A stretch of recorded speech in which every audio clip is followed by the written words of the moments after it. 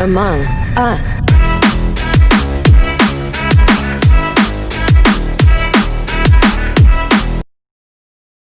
Assalamualaikum warahmatullahi wabarakatuh.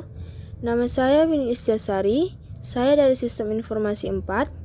Di sini saya akan mewakili teman-teman saya dari kelompok 11 dalam mata kuliah Manajemen Organisasi dengan judul materi kepribadian. Adapun kelompok saya yaitu Ajrah Cipta Amanda, Muklas Adiputra, Nurul Fahimah, dan saya Winnie Istiasari. Baiklah, tanpa berlama-lama, saya persilahkan untuk teman-teman sekalian melihat hasil presentasi kami. Dan bila ada yang ingin bertanya, silahkan bertanya saat sesi pertanyaan dibuka. Kepribadian. Kepribadian adalah keseluruhan cara seseorang individu bereaksi dan berinteraksi dengan individu lain. Di samping itu, kepribadian sering diartikan sebagai ciri-ciri yang menonjol pada diri individu. Seperti kepada orang yang pemalu dikenakan atribut kepribadian pemalu. Kepada orang supel diberikan atribut kepribadian supel. Dan kepada orang yang pelan-pelan, pengecut, dan semacamnya diberikan atribut tidak punya kepribadian. Berdasarkan psikologi, Gordon Allport menyatakan bahwa kepribadian sebagai suatu organisasi atau berbagai aspek psikis dan fisik yang merupakan suatu struktur dan sekaligus proses. Jadi, kepribadian merupakan sesuatu yang dapat berubah. Secara eksplisit, Allport menyebutkan kepribadian secara teratur tumbuh dan mengalami perubahan. Kepribadian menurut para ahli diantaranya adalah sebagai berikut. 1. Cohen-Tejaraningrat. Menurut Cohen-Tejaraningrat, kepribadian adalah susunan unsur-unsur akal dan jiwa yang menentukan perbedaan tingkah laku tiap manusia. 2. Rocek dan Warren. Menurut Rocek dan Warren, kepribadian adalah sebagai organisasi faktor biologis, psikologis, dan sosiologis yang mendasari perilaku seorang individu. 3. Menurut Theodore Newcomb. Menurut Theodore M. Newcomb, kepribadian adalah organisasi atau sikap-sikap predisposition yang dimiliki seseorang sebagai latar belakang perilaku. 4. Robbins. Menurut Robbins, kepribadian adalah cara dengan mana seseorang beraksi dan berinteraksi dengan orang lain. Jadi, kepribadian adalah keseluruhan perilaku seorang individu dengan sistem kecenderungan tertentu yang berinteraksi dengan serangkaian situasi. Sejumlah teori tentang kepribadian dan tidak ada suatu teori yang dianggap paling baik atau paling benar. Untuk kondisi tertentu, suatu teori mungkin lebih baik dalam menjelaskan perilaku atau meramal respon seseorang. Ciri-ciri kepribadian. A. Kepribadian yang sehat. 1. Mampu menilai diri sendiri secara realistik, di mana mampu menilai diri apa adanya tentang kelebihan dan kekurangannya secara fisik, pengetahuan, keterampilan, dan sebagainya. 2. Mampu menilai situasi secara realistik, maksudnya dapat menghadapi situasi atau kondisi kehidupan yang dialaminya secara realistik dan mau menerima secara wajar, tidak mengharapkan kondisi kehidupan itu sebagai sesuatu yang sempurna. 3. Mampu menilai prestasi yang diperolehnya secara realistik, di mana dapat menilai keberhasilan yang diperolehnya secara rasional, tidak menjadi sombong, angkuh, atau mengalami superiority kompleks apabila memperoleh prestasi yang tinggi atau kesuksesan hidup. Jika mengalami kegagalan, dia tidak frustasi tetapi bersikap optimistik. 4. Menerima tanggung jawab, di mana dia mempunyai keyakinan terhadap kemampuannya untuk mengatasi masalah-masalah kehidupan yang dihadapinya. 5. Kemandirian, di mana dia memiliki sifat mandiri dalam cara berpikir dan bertindak, mampu mengambil keputusan, mengarahkan dan mengembangkan diri, serta menyesuaikan diri dengan norma yang berlaku di lingkungannya. Dapat mengontrol emosi, di mana dia merasa nyaman dengan emosinya, dapat menghadapi situasi frustasi, depresi, atau stres secara positif, atau konstruktif, tidak destruktif, atau merusak. 7.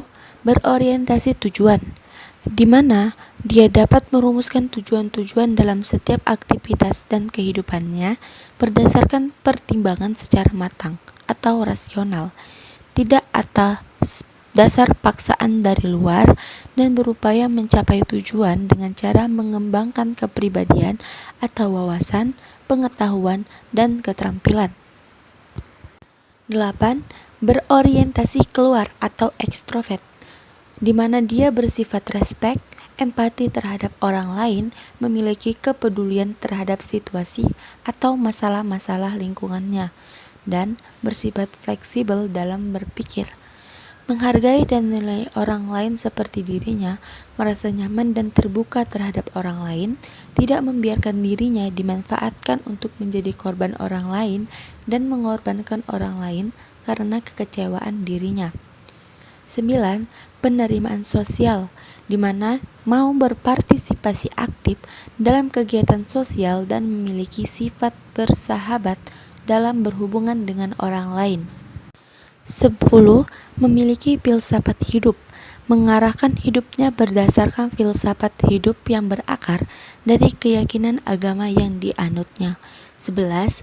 Berbahagia, di mana situasi kehidupannya diwarnai kebahagiaan yang didukung oleh faktor-faktor achievement atau prestasi, acceptance atau penerimaan, dan affection atau kasih sayang. B. Kepribadian yang tidak sehat. 1. Mudah marah atau tersinggung. 2. Menunjukkan kekhawatiran dan kecemasan. 3. Sering merasa tertekan atau stres atau depresi. 4. Bersikap kejam atau senang mengganggu orang lain yang usianya lebih muda atau terhadap binatang. 5. Ketidakmampuan untuk menghindar dari perilaku menyimpang meskipun sudah diperingati oleh hukum. 6. Kebiasaan berbohong. 7. Hiperaktif. 8. Bersikap memusuhi semua bentuk otoritas. 9. Senang mengkritik atau mencemooh orang lain. 10. Sulit tidur. 11. Kurang memiliki rasa tanggung jawab.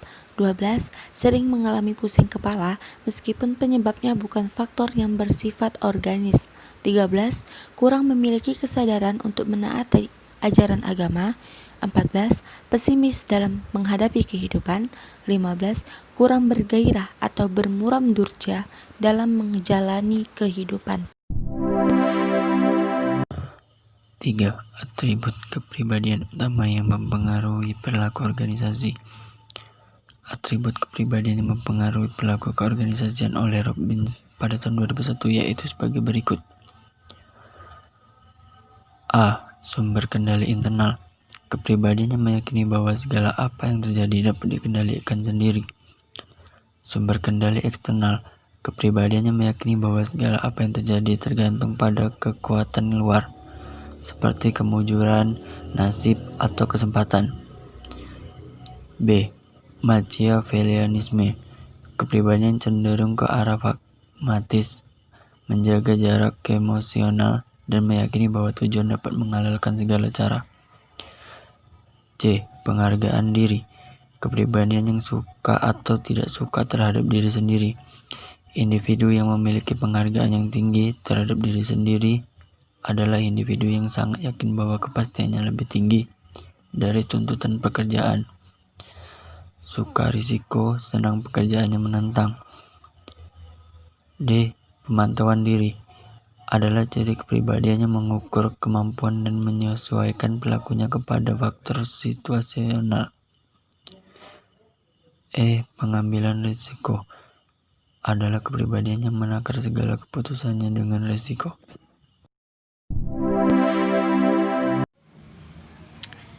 Baik, selanjutnya saya akan membahas yang keempat, yaitu kepribadian dan budaya nasional. Nah, kepribadian dan budaya nasional itu mempunyai 5 faktor kepribadian dalam model 5 besar tampak dalam hampir semua studi silang budaya. Nah, 5 faktor ini tuh mencakup varietas budaya yang berbeda seperti Cina, Israel, Jerman, Jepang, Spanyol, Nigeria, Norwegia, Pakistan, dan Amerika Serikat. Perbedaan-perbedaan cenderung muncul ke permukaan karena penekanan dalam dimensi-dimensi. Orang Cina misalnya menggunakan kategori suara hati lebih sering dan tidak terlalu menggunakan kategori kesepakatan orang Amerika Serikat.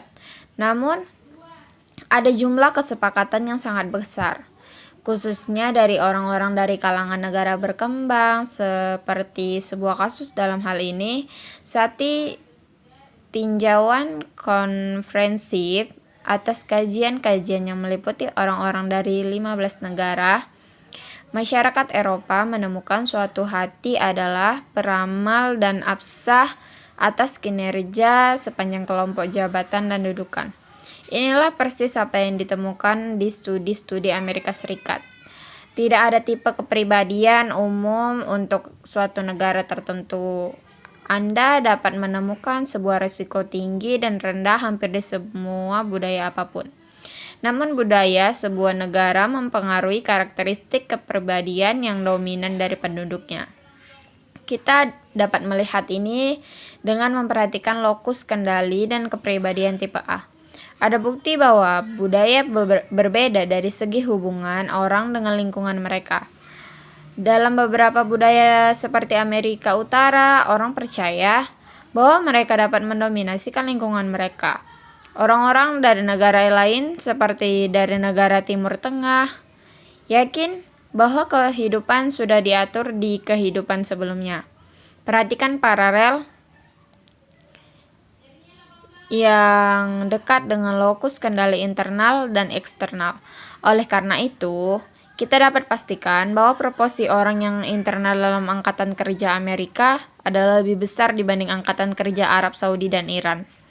Kepribadian tipe A akan menjadi agak terpengaruh oleh lingkungan budaya di mana seseorang dibesarkan. Ada tipe A di setiap negara, tetapi akan lebih banyak di negara-negara kapitalis, di mana prestasi dan keberhasilan material sangat dihargai. Misalnya, diperkirakan bahwa 50% penduduk Amerika Utara adalah bertipe A. Presentasi ini memang tidak terlalu mengejutkan. Orang Amerika Serikat dan Kanada memiliki tekanan yang tinggi pada manajemen waktu dan efisien. Keduanya memiliki budaya yang menekankan prestasi dan perolehan uang serta barang-barang material. Dalam budaya seperti Swedia dan Prancis, di mana materialisme kurang dihargai, kita akan meramalkan satu proporsi kepribadian tipe A yang Among Us.